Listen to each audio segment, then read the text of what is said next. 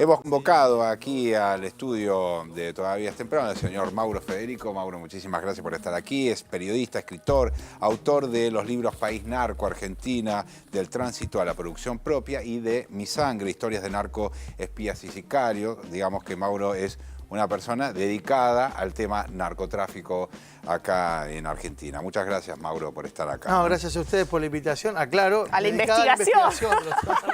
Porque quedó como un poco fuerte. Aparece Bernie con el celular de culate y me carga y me lleva. Ah, me habían puesto el otro.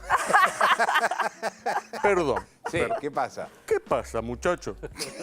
¿Qué está pasando? No, díganme. Estamos, yo no sé si es Alfredo, no sé qué está pasando, pero empezamos con Cabo Porroño. Terminamos acá con este señor que tiene que aclarar que no es narcotraficante. Entonces, ¿qué está pasando? ¿A dónde vamos? Bueno, a lo mejor fue específicamente un error mío, Magallanes, en relación a lo que hace Mauro, pero sin duda se dedica a la investigación del narcotráfico. Bueno, los saludo, muy orgulloso, deben estar sus parientes. Quédese tranquilo, no se ponga incómodo, no lo estamos comprometiendo para nada. Bueno, continúe. Continúe, nos habilita. Y bueno, muchas gracias. Muy Mauro, Bueno. ¿qué hacía Mi Sangre en Argentina? Qué buena pregunta. Bueno, lo primero que... ¿Para quién es Mi Sangre? Mi Sangre. Ah, claro, Mi Sangre es el protagonista Claro, del el libro. narco, uno de los narcos más importantes que fue detenido acá en Argentina. Esa es una gran primera pregunta, porque en realidad cuando presentaron a Mi Sangre, lo presentó el propio secretario de Seguridad, Sergio Berni, el día que lo detienen, lo presentó justamente como esto, el narco más importante después de Pablo Escobar Gaviria. En aquel momento, uno que ya se venía dedicando al tema de investigar narcotraficantes y sus actividades en nuestro país, lo primero que llamó la atención fue, este puede ser el sucesor de Pablo Escobar Gaviria. A ver, y empezamos a investigarlo. En aquel momento, con fines de algún artículo periodístico, pero claro, cuando empezamos a tirar de ese hilo, empezamos a encontrar una historia realmente fascinante que mostraba a este personaje como mucho más que simplemente un narcotraficante.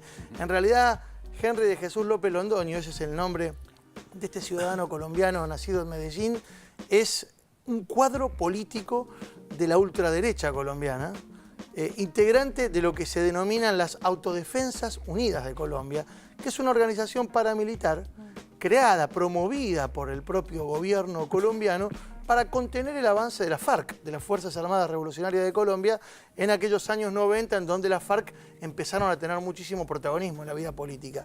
¿Y qué hacía López Londoño? López Londoño era el contacto, era el nexo entre el poder político, las policías y los sectores de la organización narcocriminal que conducen y controlan los negocios de narcotraficantes. No sé si les suena esto de política, policías o fuerzas de seguridad y delito, algo que estamos viviendo hoy en nuestro país, pero ¿no? También viene Lamentablemente. explicitado, también está muy claramente explicitado, eso es lo que también llama la atención, ¿no? Lo interesante de este fenómeno, de este personaje, es que a partir de lo que representó la intención del gobierno colombiano anterior al de Juan Manuel Santos, el de Álvaro Uribe, de supuestamente avanzar en una pacificación. Recordarán ustedes, los Estados Unidos gastó varios miles de millones de dólares en financiar aquel denominado Plan Colombia, con el que pretendió instalar la idea de que se pacificaba, que se terminaba la guerra contra el narco y contra la guerrilla. No hizo otra cosa que fomentar aún más a esa guerra y consolidar aún más las divisiones. Lo que aparece de la mano de Henry de Jesús López Londoño es la idea de que la política se vinculaba mucho y demasiado peligrosamente con estos sectores delictivos por un lado y paramilitares por el otro. ¿Cómo cae acá? Bueno, este personaje, en determinado momento, cuando se efectúa un proceso de pacificación, pseudo-pacificación en Colombia, les dicen, bueno, entreguen las armas, que nosotros los vamos a poner en granjas de rehabilitación, pero no para adictos, sino en función de lo que significaba la rehabilitación social. Una suerte de detención encubierta, a partir de lo cual este hombre entiende que ya estaba resuelto su problema con la justicia, pero sigue teniendo problemas con los sectores con los que él había confrontado, y entonces, temiendo por su vida y buscando un horizonte un poco menos hostil para él y para su familia, viene en el año 2007, aquí 2008 llega en realidad a nuestro país y permanece durante un periodo de tiempo de aproximadamente 11 meses tratando de pedir la condición de refugiado político. Se la niegan en nuestro país y es en ese momento donde él vuelve a Colombia y donde yo te diría que ahí está la trama principal del libro. ¿Qué vuelve a hacer a Colombia Mi Sangre, para luego regresar casi 3 años después a nuestro país y ser detenido acá. ¿Pero seguían el negocio narco? Bueno, ese es el punto justamente, porque estos personajes, en realidad, su métier principal no era la venta de drogas, es decir, el narcotráfico formaba parte de las actividades de estas organizaciones para financiar justamente el desarrollo de un plan político, que era justamente, por un lado, terminar con la FARC y por el otro, instalar la idea de que en Colombia había un gobierno fuerte, sostenido, en este caso, en el poder de los sectores de ultraderecha. Ahora, qué paradoja, ¿no? Porque las FARC también están en, digamos, se han convertido también en el negocio narco, ¿no? Las investigaciones señalan eso. A ver, desde tu mirada de conocer el fenómeno en Colombia, a partir de tus investigaciones, ¿qué pensás que está pasando acá en la Argentina? Algunos comparan, otros dicen que no, es una locura comparar. En realidad, sí es una locura porque Colombia, primero que Colombia tiene una tradición y una historia de violencias urbanas ligadas al desarrollo de las guerras narco, que nada se compara a la de la Argentina. Tenemos, sí, en nuestro país algunas situaciones que se asemejan en torno a lo que son prácticas muy similares a las que algunos personajes llevaron a cabo en Colombia. Por ejemplo, las actividades del sicariato. Es decir, aquí hemos tenido en el año 2008, del año 2008 para aquí, crímenes poco usuales en nuestro país. Es decir, por ejemplo, gente que era asesinada a balazos en un shopping o en el estacionamiento de un shopping, o personas que aparecían descuartizadas y calcinadas en un vehículo utilitario en el Gran Buenos Aires. Sí, o 3 jóvenes que fueron asesinados también, sí, claro, de balazos y aparecieron en un zanjón en General Rodríguez. Es decir, crímenes propios de un sicariato, es decir, de gente que se dedica a matar a sueldo por un dinero que en nuestro país no era tan habitual. Cuando empezás a urdir la trama de qué hay detrás de esos crímenes, te encontrás siempre con grupos que se dedican a la comercialización de estupefacientes y que encontraron en la Argentina, en la última década, cierta permeabilidad para la instalación de sus negocios. Producto de varias razones. Algunas de ellas tienen que ver indudablemente con la falta de controles políticos. Recordemos que hubo un trabajo que se debió hacer en los últimos 4 o 5 años en la Cedronar, porque realmente no funcionaba como debían los controles de precursores químicos, de todo aquello que gira en torno al negocio. Hay una cosa con los precursores químicos que es bastante compleja en Argentina, es complejo, ¿no? Porque es un país libre para la compra de precursores químicos que se usan en el destilado de drogas de diseño muy importante. Bueno, ¿no? Claramente, en general cuando hablamos de drogas vos decís, ¿por qué tiene que ver el éter, el benceno? ¿Qué tiene que ver la propia efedrina? La efedrina es un producto que se utiliza en la industria farmacéutica para producir antihistamínicos. Es decir, vos estás resfriado y tomás un producto que seguramente contiene efedrina o pseudoefedrina. Ahora, el problema es que detrás de ese principio activo, de esa sustancia, hay también su utilización indebida. Y el desvío de esa sustancia de lo que se denomina su uso legal para la utilización en actividades ilícitas es lo que en la Argentina tuvo muy poco control, desgraciadamente, en los últimos años. Y por eso les fue bastante bien y crecieron exponencialmente esos negocios.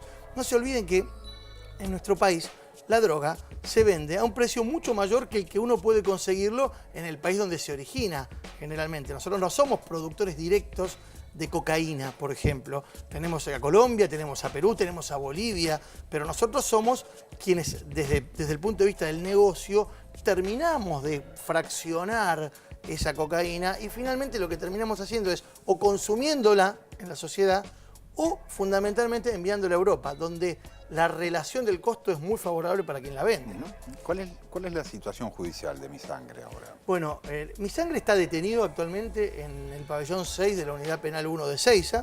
Se encuentra detenido allí desde fines de octubre del año pasado. A él lo detienen producto de un pedido extraditorio de los Estados Unidos. La justicia de Estados Unidos lo requiere por una causa que él alega no tener absolutamente nada que ver y denuncia que se trata de una causa armada. Él está acá esperando esa extradición. El juicio de extradición se llevó a cabo o intentó llevarse a cabo hace un par de semanas. Finalmente no se concretó por las objeciones que presentó su defensa. Pero lo interesante de Mi Sangre, y por eso digo, me parece que el libro bien vale el relato de su historia, son las vinculaciones que Mi Sangre tiene con diferentes sectores de los poderes políticos de su país y también esta trama que hay detrás de la idea de que él no solamente se dedicaba al narcotráfico, sino que reportaba en muchos casos para los sectores que supuestamente combaten a ese narcotráfico en la Argentina y en Colombia? El narcotráfico maneja mucho dinero, ¿no? Y el punto es cómo evitar la corrupción frente a tanto dinero. O sea, la tentación, digamos, un sueldo policial. O sea, hoy vemos la disputa por aumentos por salarios, ¿no? Policiales, frente a la cantidad de dinero que maneja el narco. ¿Cómo se puede evitar esta permeabilidad entre el poder político, policial y el narcotráfico? Vos sabés que es muy complejo. El otro día yo los escuchaba atentamente, el lunes, cuando se referían junto con José Nathanson a cómo es la trama que hay detrás de todas estas demandas policiales. Desgraciadamente en muchos distritos las policías encuentran como parte de su financiamiento, de sus actividades e incluso de sus ingresos de bolsillo, las recaudaciones ilegales. Y esas recaudaciones ilegales provienen en muchos casos de estos negocios ilícitos en los cuales el narcotráfico tiene muchísima predominancia. Entonces, indudablemente, lo primero que uno tiene que pensar, Mariana, es en trabajar en una fuerte profesionalización de los sectores ligados a la fuerza de seguridad. Es decir, gente que entienda de qué se trata el delito complejo, sepa cómo combatirlo, además de tener salarios acordes a las reales posibilidades de vida de un ciudadano en este país. Es insólito suponer que un policía vive con 3.500 pesos. Sabemos que vive con más dinero. La pregunta es, y que nos tenemos que hacer como sociedad, es ¿de dónde sale ese dinero muchas veces? Claro. Desgraciadamente, ahí está esta permeabilidad de la que vos hablabas. Me quedé pensando respecto de los famosos precios, porque pareciera ser que la idea sobre el narcotráfico en Argentina es que, digamos, a los productos del narcotráfico, pongamos cocaína, sí, acá se le da el último golpe de horno. Esta es la idea que viene de Colombia, Perú y de Bolivia, y que en Argentina existe la posibilidad de acceder a los productos de destilado, de final, como un producto como la cocaína, con facilidad, que son estos acetona, me imagino ese tipo de... Los precursores, claro. Los precursores. Ahora, comprar 4.000 litros de acetona, no sé cómo, debe ser así, porque la otra vez cuando engancharon en Funes una quinta que producía 300 kilos de cocaína, 300 kilos de cocaína por mes, da la sensación de que efectivamente los tipos no deben estar comprando 1 kilo de acetona, deben comprar en volúmenes importantes. ¿No es más fácil pescarlos, digamos, de acuerdo a esa idea de que compran grandes cantidades? Por eso remarco esta cuestión. No se trata solo de fuerzas de seguridad. Hay una estructura dentro de incluso el organigrama administrativo del Estado. Existe dentro del Acedronar lo que se denomina Registro Nacional de Precursores Químicos, claro, el REMPRE, que, a ver, recordemos, en el año 2008, bueno, tu ciudad allí en Rosario, agarraron a un muchacho que te acordás que le pusieron el mote de el rey de la efedrina. Sí, Segovia. Mario Segovia. Sí, claro. Marito Segovia tenía, en el registro, él estaba inscripto como un señor de apellido Benítez, que era un preso en la unidad de Sierra Chica. Entonces el tipo se inscribió con un documento trucho ahí y exportaba toneladas de efedrina y toneladas de precursores y nadie le decía nada. Y vivía en una mansión en Fisherton y andaba en un Rolls Royce Phantom. O sea, se compró un Phantom. Sí. Una historia bárbara esa. Y lo de Fisherton son difíciles. Sí. Conozco mucha gente de ahí. Mauro, muchísimas gracias, viejo. Muchas gracias por haber estado. Voy a estar el lunes, voy a estar en tu ciudad, en Rosario. ¿Vas a estar en Rosario? Sí, ahí en la librería Ross presentando. Bueno, mandale saludos a todos. Sí, por supuesto. Le vendí libros. ¿A qué hora? A las 19, en la librería Ross. Perfecto. Bueno, Mauro, muchísimas gracias nuevamente. Nos vamos a un corte. ¿Qué pasa, Magallanes? Me tengo que ir a un corte. Luciano, estuvo muy claro lo que dijo. Yo estudié periodismo porque me interesa la libertad. Tengo un amigo abogado que estudió abogacía porque le interesa la justicia y este señor debe ser un vicioso bárbaro. Porque realmente lo que sabe al respecto... Es un vicioso del estudio de un tema, exactamente. ¿Le puedo pedir un favor? Abrimos con Uruguay, seguimos con Mi Sangre. Espero que en el tercer bloque no venga Bobby Flores porque canto bingo. Vamos a ver qué es lo que pasa. Vamos a ver qué es lo que pasa. Nos vamos a un corte y vemos qué pasa en el próximo bloque. Dale.